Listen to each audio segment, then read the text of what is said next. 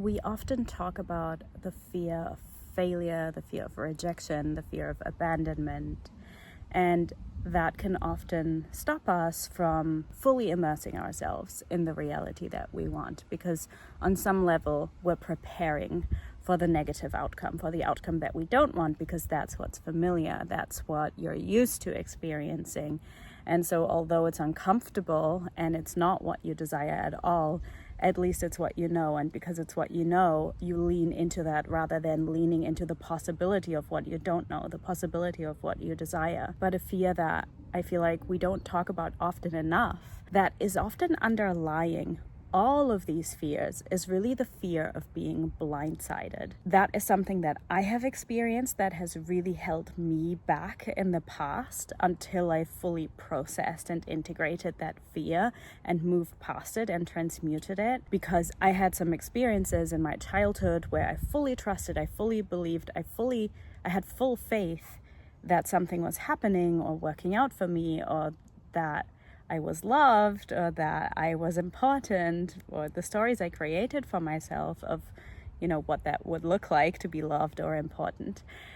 And then I would get a sign that that wasn't the case. So for me, this manifested in the form of, for example, being ridiculed and pranked and bullied. So I would believe that I was achieving something, and then children would laugh at me, for example, and I was feeling ashamed and embarrassed because I believed something that turned out to not be true. And this happens in various forms, right? I'm talking about a childhood wound, but I see this often in my clients as well. Like if a client has experienced a lot of disappointments in their relationship dynamics, or maybe they've even been in a relationship where they've been gaslit or cheated on or betrayed in some way, then it can create a story that this is just always going to happen, or more so a story of, if I trust, or if I allow myself to believe in love, or to believe in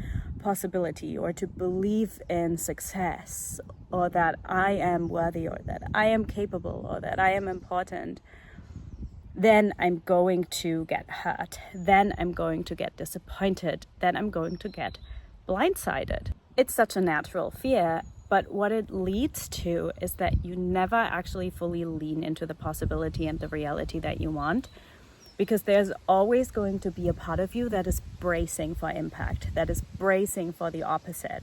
Now, the work that I do with my clients in my coaching program, Recreate Yourself, for example, is a lot about integrating these emotions and integrating these fears and working through them so that they no longer block you, so that you can actually live in and move towards the reality you desire, because the fear of being blindsided is no longer holding you back. So that is the depth of that work, which often is neglected in the manifestation space. It's often neglected, and it's often treated in a way, you just immerse yourself in the reality that you want, and then it happens, and you just visualize and affirm. And if you know my content, you know that's not how I work, that's not how I approach things, but we need to face the fears, and we need to not just face them, we need to know how to alchemize them. I want to go a bit deeper into this, because we often feel the disappointment before it even happens, and it turns into a self-fulfilling prophecy, right? And something that I realized lately that honestly I had perceived completely differently before. I would always say in the past, don't create expectations, sort of assume the best, but expect nothing, right? You want to have a positive attitude. You want to assume that what you want is working out, but don't want to sit there and wait. You don't want to sit there and expect that that's going to happen, because if you live in expectation of that, then if it doesn't unfold the way you think it should, I'm not saying it's not going to happen and you're going to get disappointed and blindsided. I'm just saying that the way it unfolds is not in your control. And when it unfolds, that's not in your control either. So then when you have that expectation and opposing circumstances show up, the fall is going to be that much harder. So that's why I always used to say, don't create expectation, just immerse yourself into that, embody the version of you that already experiences and lives in that reality, regardless of what's happening outside of you. And that is still true. But also what I have realized lately, as I have been in a really deep manifestation process myself, that has been absolutely transformative, because I have spent years building the foundation in my own self-concept, right? I've been doing this for so many years, and I've been coaching women through this for so many years now. But now I'm so stable in my identity, I'm so stable in my nervous system and my state of being, that the way I manifest now and the journey I go through when I consciously call something in, it's so much more beautiful and exciting and fun and so much more effective. So lately I have been in a manifestation process myself, where I've been calling in a few really big desires that have actually also started unfolding, which is even more exciting. But with that, I noticed I have an expectation, because I'm so immersed in that state and in that reality, which is, I don't want to say it's far from my current reality, because it's not far from it. Things have been shifting, but it's big fucking visions. And that's what I want for you also, right? I don't want you to settle for anything less. Don't keep your vision small just to keep yourself safe. Don't do it. It's not worth it. Because then you're only going to get something smaller. And we're not going to do that here, right? Like, claim the epic love story. Claim the massive success. Claim what feels impossible. I've been living in this very expansive inner reality. And it's been a few different, really big desires. And it feels so clear to me. I feel it so deeply in my body. I've actually currently got no doubt. And that's not to say you have to eliminate doubt. You don't need full certainty. I've got a video on this. I'm going to link it above my head somewhere, because, it's worth a watch to actually understand how doubt and faith and certainty and the embodiment of that really work. But I feel no doubt.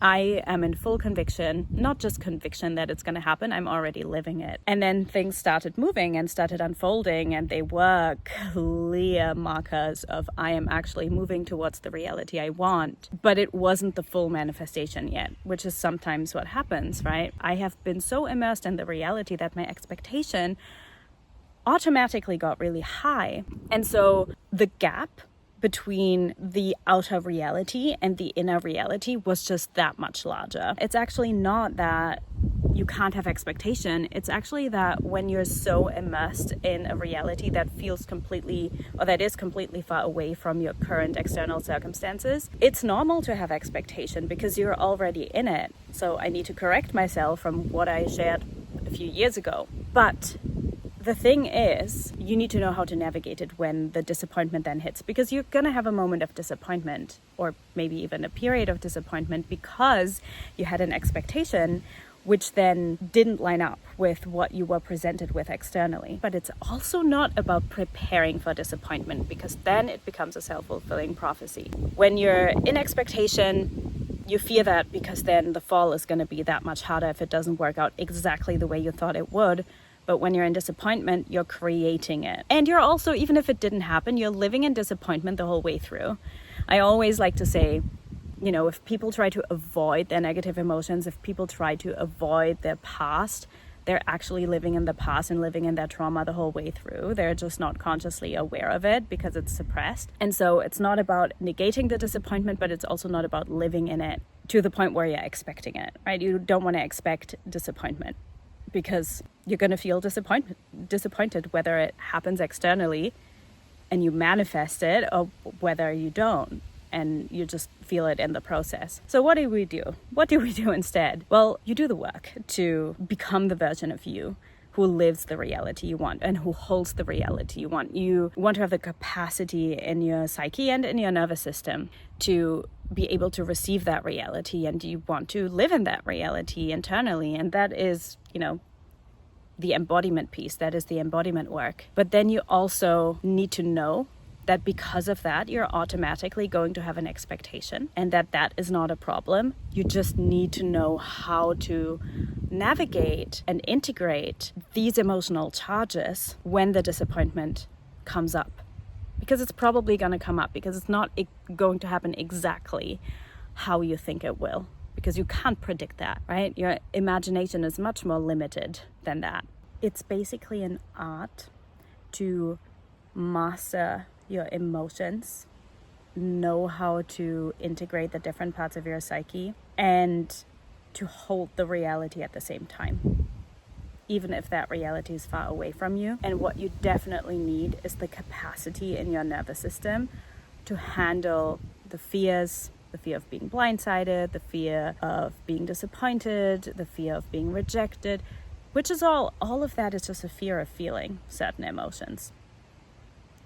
You're just afraid of what it's going to feel like if that were to happen. So the more you can do the work on your nervous system, and this is always the basis that I create with my clients first before we do any self-concept work, any manifestation work. We work on the nervous system so that you have the capacity to handle what's going to come up, to handle the fears that are going to come up, to heal the trauma that we need to go into so that you can release the blockages of what's preventing you from fully experiencing the reality you want and having that manifest, to increase the capacity to receive what you want and to hold what you want.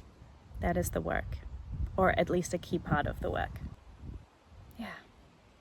Let me know how this resonated with you. If you have any takeaways from this video, share your experience in the comments as well. Please like the video if you did like it, and subscribe if you haven't already. I have also linked my free subconscious reprogramming masterclass in the description box below, where we actually do go into emotional integration and shadow integration and how to work with the ego and how to work with your emotional landscape and the nervous system. So you're going to get a great starting point, a great insight into this work. And if you are ready for more, of course, you can also apply for my coaching program, Recreate Yourself, which I've also linked in the description box below. That's where we actually change your self-concept through a really emotionally integrated, somatic and embodied way. Pattern liberation, trauma resolution, all the things that help you embody, receive, and sustain the identity and the reality that you're looking to have. I'll see you in the next video, and I hope you have a glorious day.